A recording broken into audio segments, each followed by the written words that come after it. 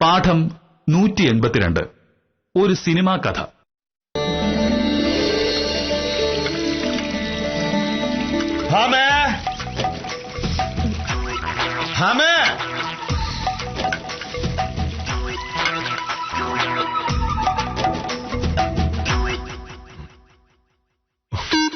ഈശ്വര, ഇതിങ്ങനെ പോയി എവിടെ ചെന്ന് നിൽക്കും? മനുഷ്യർക്ക് ജീവിക്കാൻ വയ്യാത്ത അവസ്ഥയായി. ഒരു സാധാരണക്കാരൻ എങ്ങനെ ജീവിക്കാൻ പറ്റും? എന്തോ നീ എന്താ പേടിപ്പിക്കുന്നു? മോഹനേട്ടൻ എന്നെ വിളിച്ചു, ഞാൻ വിളി കേട്ടു. വിളി കേൾക്കുമ്പോ ഇങ്ങനെ പേടിക്കുന്നത് എന്തിനാ? ഇങ്ങനെയാണോ വിളി കേൾക്കേണ്ടത്? എന്തോ എന്ന് ഇങ്ങനെയാണോ വിളിക്കേണ്ടത്? ഭാമേന്ന് എന്തിനാ വിളിച്ചത്? വേഗം പറ, എനിക്ക് അടുക്കളയിൽ പണിയുണ്ട്, പറ. കഴിഞ്ഞ മാസത്തെ ചെലവ് എത്രയാണെന്ന് നിനക്കറിയാമോ? ഇങ്ങനെ പോയി നമ്മൾ എങ്ങനെ ജീവിക്കും? അതിനെന്നെ പറഞ്ഞിട്ട് യാതൊരു കാര്യമില്ല. സാധനങ്ങൾക്ക് വില കൂടുമ്പോ നമ്മുടെ ജീവിത ചെലവും കൂടും. പരാതി പറയേണ്ടത് എന്നോടല്ല, സർക്കാരിനോടാണ്. പക്ഷേ നമ്മൾ വിചാരിച്ചാലും ചെലവ് കുറയ്ക്കാൻ പറ്റും. ഒരു കാര്യം പറയാമല്ലോ, നീ ഭയങ്കര ദൂർത്ത. വില്ലേ ഓഫീസറെ, നമുക്ക് രണ്ടാക്കും കൂടി ചേർത്ത് മാസം 19,000 രൂപ കിട്ടുന്നുണ്ട്. അതിൽ നിന്നൊരു 5,000 രൂപ ചെലവാക്കാൻ മടിച്ച് ഇങ്ങനെ വായു ഭക്ഷിച്ച് ജീവിക്കുന്ന എന്തിനാ? പക്ഷേ 5,000 അല്ലല്ലോ ചെലവ്. 50,000 ആയാലെന്താ? ചെലവാക്കാനല്ലേ കാശ്. ഇങ്ങനെ പോയി ശരിയാവില്ല. വേറെ എന്തെങ്കിലും ഒരു വരുമാന മാർഗം കണ്ടുപിടിക്കണം. നമുക്ക് കൈക്കൂലി വാങ്ങിയാലോ? സർക്കാർ ഉദ്യോഗസ്ഥർക്ക് കൃഷിയല്ലാതെ വേറൊരു വരുമാന മാർഗവും പാടില്ലെന്നാണ് നിയമം. മുറുക്കാൻകട നടത്താൻ പോലും വകുപ്പില്ല. അപ്പൊ പിന്നെ എന്ത് ചെയ്യും? എന്താണെന്ന് പോയി ചോദിക്ക്. പോയി ചോദിച്ചാ മതി, എനിക്ക് വേറെ പണിയുണ്ട്. സാറല്ലേ? വരുന്നു. നമസ്കാരം സാറേ, സുഖം തന്നെയല്ലേ? ഒട്ടുമല്ല. ഉത്തമൻ എന്തിനാ വന്നേ? രാവിലെ സാർ എന്താണ് ആ പാടെ വിഷമിച്ചിരിക്കുന്നത്? ഉത്തമ, സാധനങ്ങളുടെ വില കൂടിക്കൂടി ആകാശം മുട്ടാറായി. ഇങ്ങനെയാണെങ്കിൽ സാധാരണക്കാർ എങ്ങനെ ജീവിക്കും? കൊള്ളാം. സർക്കാർ ഉദ്യോഗസ്ഥനായ സാറും വക്കീലായ ഭാര്യയും വിചാരിച്ചിട്ട് ജീവിക്കാൻ പറ്റുന്നില്ലെങ്കിൽ ഞങ്ങളെയൊക്കെ കാര്യം സാർ ഒന്ന് ആലോചിച്ച് നോക്ക്. പക്ഷേ നിങ്ങൾക്കൊക്കെ എന്ത് ബിസിനസ് വേണമെങ്കിലും ചെയ്യാമല്ലോ. ഞാനൊരു സർക്കാർ ഉദ്യോഗസ്ഥനല്ലേ, എനിക്കത് പറ്റില്ലല്ലോ. അപ്പൊ രോഗി ഇച്ഛിച്ചതും പാല്, വൈദ്യൻ കൽപ്പിച്ചതും പാല്. ഏത് രോഗിയാണ് പാലിച്ചത്? ഏത് വൈദ്യനാണ് പാല് കൽപ്പിച്ചത്? സാറേ, സാറിന് വേറെ ബിസിനസ് ഒന്നും ചെയ്യാതെ കുറച്ച് കാശുണ്ടാക്കണം, അത്രയല്ലേ ഉള്ളൂ. എങ്ങനെയെങ്കിലും കാശുണ്ടാക്കിയ പോരാ, നിയമപരമായ മാർഗത്തിലൂടെ മാത്രമായിരിക്കണം കാശുണ്ടാക്കേണ്ടത്. അതെനിക്കറിയാം സാറേ. അല്ലെങ്കിൽ തന്നെ നിയമപരമായി എതിർപ്പുള്ള എന്തെങ്കിലും ഏർപ്പാടിന് ഞാൻ നിൽക്കുവോ? ഉത്തമം കാര്യം പറ. നമ്മുടെ ഹൗസ് ഓണർ ലംബോദരം പിള്ള ചേട്ടൻ പറഞ്ഞിട്ടാണ് ഞാൻ വന്നത്. പുള്ളിക്കാരന് ഈ വിഷയം സാറിന്റെ മുമ്പിൽ അവതരിപ്പിക്കാൻ ഒരു പേടി. ആള് സാറാണല്ലോ, എപ്പോഴാണ് എന്താണ് പറയുന്നതെന്ന് പറയാൻ പറ്റൂലല്ലോ. ഞാൻ എപ്പോഴും പറയേണ്ടത് മാത്രമേ പറയൂ. അതെ, അതെനിക്കറിയാലോ സാറേ. ഇന്നലെ ഒരു പാർട്ടി ലംബോദരം പിള്ളയെ കാണാൻ ചെന്നിരുന്നു. ശരി, സിനിമ ഷൂട്ടിങ്ങാരാ. അവർക്ക് ഈ വീട്ടിൽ വെച്ച് ഒരു സിനിമ ഷൂട്ട് ചെയ്യാൻ മോഹം. ഈ വീട്ടില് സിനിമയോ? അറിയില്ല സാറേ, അങ്ങനെ പറയല്ലേ സാറേ. ഞാൻ മുഴുവൻ പറയിട്ട് സാറേ, ഈ സിനിമ ഷൂട്ടിംഗ് എന്ന് പറയുന്നത് അത്ര ചില്ലറ കാര്യമല്ല. മലയാളത്തിൽ അറിയപ്പെടുന്ന സിനിമാ നടന്മാരും നടികളുമാണ് ഈ വീട്ടിൽ വരാൻ പോകുന്നത്. സാറേ, ഒരു 10-15 ദിവസം കാണുമല്ലോ ഷൂട്ടിംഗ്. ഉത്തമ, ഇത് എന്റെ വീടാണ്. എന്റെ വീട്ടിൽ എന്തൊക്കെ നടക്കണം എന്തൊക്കെ നടക്കണ തീരുമാനിക്കുന്നത് ഞാൻ തന്നെയാണ്. ഇവിടെ സിനിമ ഷൂട്ടിംഗ് നടക്കില്ല. സാറേ, ഇങ്ങനെ എടുത്തു കാടി ഒരു തീരുമാനം പറയരുത്. ഷൂട്ടിംഗുകാര് രാവിലെ 7 മണിക്കേ വരൂ. രാത്രി 8-8:30 മണിയാകുമ്പോ അവരിതങ്ങ് മതിയാക്കിയിട്ടങ്ങ് പോകും. സാറിനും വക്കീലിനും ഒരു ശല്യം ഉണ്ടാവൂല. അല്ലെങ്കിൽ തന്നെ നിങ്ങൾ രാവിലെ 9:30 പോയി കഴിഞ്ഞാൽ വൈകിട്ട് 5:30 വരൂ. ആ സമയം ഞാൻ ഇവിടെ ഉണ്ടാവും, എല്ലാം ശ്രദ്ധിച്ചോളാം. ഉത്തരവിടെ കാണാം, ഞാൻ ഉണ്ട് സാറേ. അതല്ലേ, പക്ഷേ വീടിയല്ല, വെറുതെ അല്ല. ഒരു 10,000 രൂപ വാടക ഇനത്തിൽ കയ്യിലിരിക്കും. ലംബോരം പിള്ളയ്ക്ക് 2,000 രൂപ കൊടുത്താലും ബാക്കി 8,000 രൂപ ദിവസവും. 15 ദിവസം കൊണ്ട് രൂപ 1,20,000. സാറിന് അങ്ങനെ 30 മാസത്തേക്ക്, അതായത് ഒരു 2.5 കൊല്ലത്തേക്ക് വാടക കൊടുക്കാനുള്ള കാശായി. അതൊക്കെ ശരിയായിരിക്കും ഉത്തമ. പക്ഷേ കാശിനു വേണ്ടി എന്റെ സ്വകാര്യതയെ നശിപ്പിക്കാൻ ഞാൻ തയ്യാറല്ല. സാറേ, ഞാൻ പറഞ്ഞല്ലോ, ഇത് വെറും 15 ദിവസത്തെ കാര്യമാണ്. 15 ദിവസത്തേക്ക് സ്വകാര്യതയൊക്കെ മാറ്റി വെക്കാൻ പറ്റുമെന്നുള്ളതേ ഉള്ളൂ. വെറുതെ അല്ല, 1.25 ലക്ഷം രൂപ ചോള പോലെ കയ്യിലിരിക്കും. ഇനി സാർ പറയും, സ്വകാര്യതയാണോ ഈ 1.25 ലക്ഷം രൂപയാണോ വലുത്? സ്വകാര്യത. ഉത്തമ, കുറച്ച് പണം കാണിച്ചാൽ ഉടനെ ബോധം കെട്ട് വീഴുന്ന ഒരാളല്ല ഈ മോഹനകൃഷ്ണൻ. ഈ വീട്ടിൽ സിനിമ ഷൂട്ടിംഗ് നടക്കില്ല. വിളിക്കണ്ട. എന്താ ഉത്തമ കാര്യം? എന്റെ പൊന്നു വക്കീലെ, സാറിന് ഉപകാരമുള്ള ഒരു കാര്യമായിട്ടാണ് ഞാൻ രാവിലെ വന്നത്. ഒരു ഷൂട്ടിംഗ് പാർട്ടിക്ക് 15 ദിവസത്തേക്ക് ഒരു സിനിമ ഷൂട്ട് ചെയ്യാൻ ഈ വീട് കിട്ടുമോന്ന് ഞാൻ ചോദിച്ചു. നല്ല പൈസ കിട്ടും, പക്ഷെ സാറ് സമ്മതിക്കണ്ടേ? ആരൊക്കെ അഭിനയിക്കുന്ന സിനിമ ഉത്തമ? അതൊന്നും ഞാൻ ചോദിച്ചില്ല. വീട് കിട്ടുമെന്ന് അറിഞ്ഞിട്ട് മതിയല്ലോ ഡീറ്റെയിൽസ് ഒക്കെ ചോദിക്കുന്നത്. എന്തായാലും വീടിന്റെ കാര്യം തീരുമാനമായ സ്ഥിതിക്ക് ഞാൻ പോട്ടെ. സാധാരണ എത്ര കടുംപിടുത്തക്കാരായിരുന്നാലും സിനിമ എന്ന് കേൾക്കുമ്പോ ഒന്നളവും.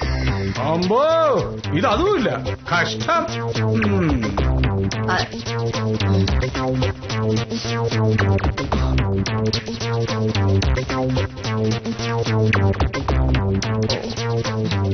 മോഹനേട്ടാ,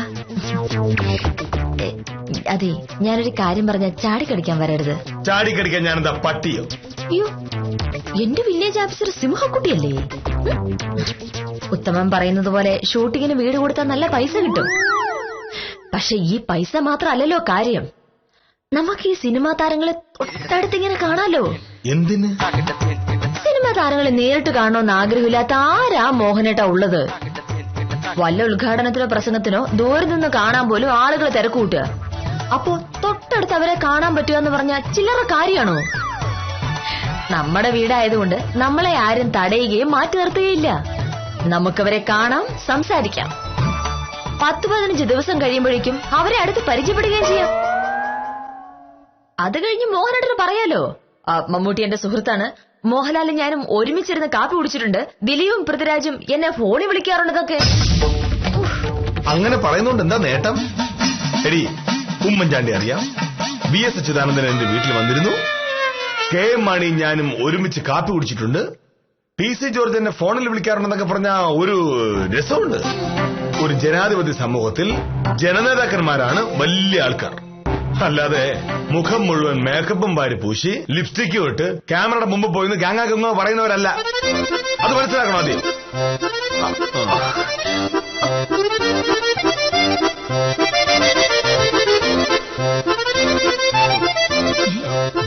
ഇവിടെ നിന്നേ മോഹനേട്ടാ, തർക്കിക്കാൻ വേണ്ടി എന്തെങ്കിലുമൊക്കെ പറഞ്ഞാ പോരാ. നമ്മുടെ നാട്ടിൽ സിനിമയെന്നും രാഷ്ട്രീയമെന്നും പറഞ്ഞാൽ ഒരുമിച്ച് പോകുന്ന കാര്യമാണ്. എത്രയോ സിനിമാ നടന്മാർ അവർക്കുള്ള ജനപിന്തുണ കൊണ്ട് രാഷ്ട്രീയത്തിലിറങ്ങി താരമായിരിക്കുന്നു. കേരളത്തിലല്ലോ. കേരളം മാത്രമല്ലല്ലോ ഇന്ത്യ. തമിഴ്നാട് മുഖ്യമന്ത്രിയായിരുന്ന MG രാമചന്ദ്രൻ ആ നാട്ടിലെ ഏറ്റവും ജനപ്രീതിയുള്ള സിനിമാ നടനായിരുന്നു. ഇപ്പോഴത്തെ മുഖ്യമന്ത്രി ജയലളിത സിനിമാ നടിയായില്ലേ പ്രശസ്തിയായത്. പഴയ മുഖ്യമന്ത്രിയായിരുന്ന കരുണാനിധി സിനിമാ നടനായില്ലെന്നേ ഉള്ളൂ, പക്ഷെ അറിയപ്പെടുന്ന സംവിധായകനും തിരക്കഥാകൃത്തുമായിരുന്നു.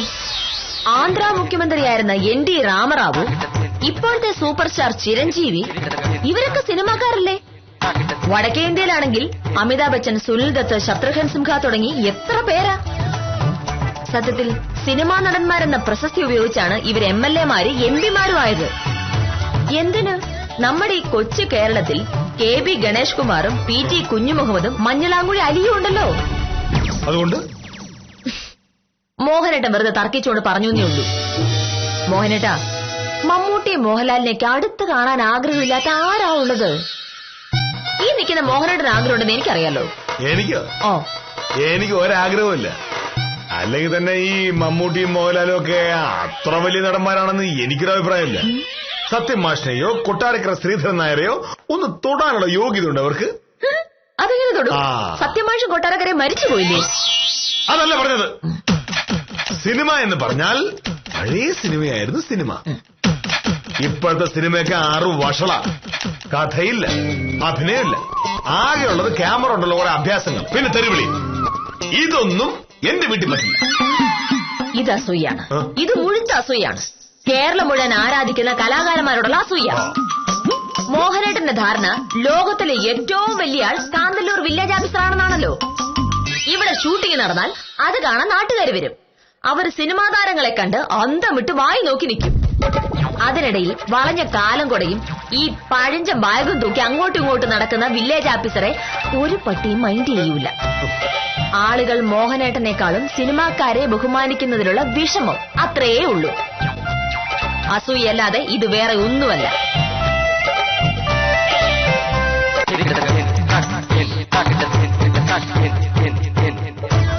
ഇവിടെ നാട്ടുകാരെ മാത്രം വെറുതെ എന്തിനാ കുറ്റം പറയുന്നേ? നല്ല സുന്ദര കുട്ടന്മാരായി സിനിമാ താരങ്ങളെ കാണുമ്പോ ഞാനും പോയി വായി നോക്കും. ഈ ചപ്പിയ മുഖം കണ്ടുകണ്ട് ബോറടിച്ച് കഴിയല്ലേ വർഷങ്ങളായിട്ട്. അത് മോഹനേട്ടനറിയാം. സ്വന്തം ഭാര്യ മറ്റുള്ളവരുടെ മുഖത്ത് നോക്കി ആരാധന മൂത്ത് കണ്ണും തള്ളി നിൽക്കുന്നത് കാണാനുള്ള ധൈര്യമില്ല ഈ വില്ലേജ് ഓഫീസർക്ക്. പേടിത്തൊണ്ട.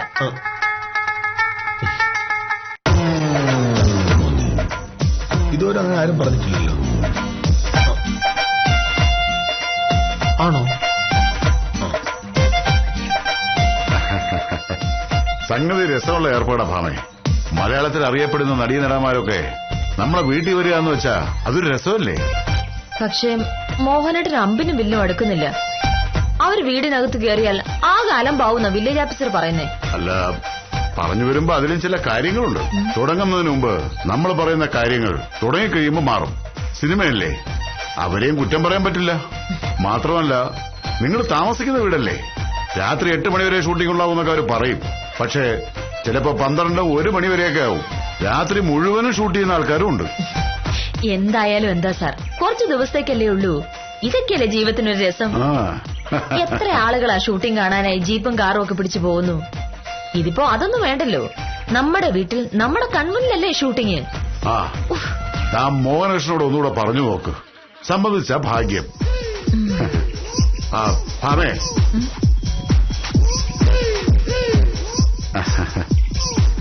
ഏതെങ്കിലും തരത്തിൽ മോഹനകൃഷ്ണൻ സമ്മതിക്കുകയാണെങ്കിൽ ഷൂട്ടിംഗ് തുടങ്ങുമ്പോ എന്നെ കൂടെ ഒന്ന് അറിയിക്കണം. ഞാനും വരാം. ഷൂട്ടിംഗ് കാണുകയും ചെയ്യാം. ആ ഡയറക്ടർ ഒന്ന് പരിചയപ്പെടുകയും ചെയ്യാമല്ലോ.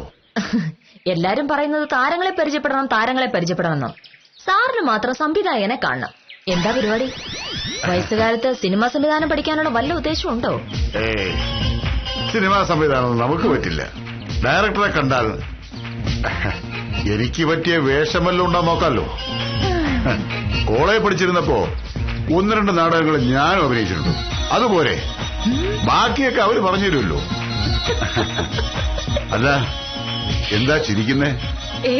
സത്യഭാമേ, ഈ മമ്മൂട്ടി സിനിമാ നടനാവുന്നതിന് മുമ്പ് വക്കീലായിരുന്നു. KG ജോർജ് അവസരം കൊടുത്തതുകൊണ്ട് ആള് മെഗാസ്റ്റാറായി. അല്ലെങ്കിൽ നമ്മളെ പോലെ ഈ കോട്ടും തൂക്കി ഹൈക്കോടതിയിലോ സെഷൻസിലോ ഒക്കെ കിടന്ന് നിരങ്ങുന്ന കാണായിരുന്നു. മനുഷ്യന്റെ ജാതകം മാറുന്നത് എപ്പോഴാണെന്ന് പറയാൻ പറ്റില്ല. സിനിമയല്ലേ സിനിമ. കൊള്ളാം. വയസ്സുകാലത്ത് മനുഷ്യന്റെ ഓരോരോ ആഗ്രഹങ്ങളെ.